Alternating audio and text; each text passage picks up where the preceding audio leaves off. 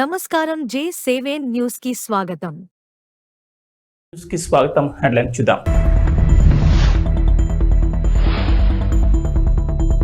కేంద్రం నుంచి అమరావతికి మరో గుడ్ న్యూస్.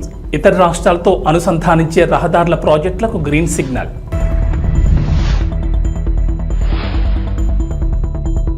తెలంగాణలో 2 లక్షల రైతు రుణమాఫీ. రేవంత్ సర్కార్ కీలక నిర్ణయం.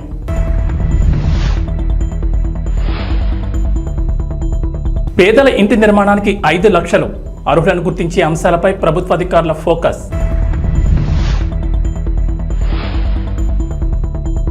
ఏపీ తెలంగాణకు రెయిన్ అలర్ట్. పలు జిల్లాల్లో భారీ వర్షాలు, ఎల్లో అలర్ట్ జారీ.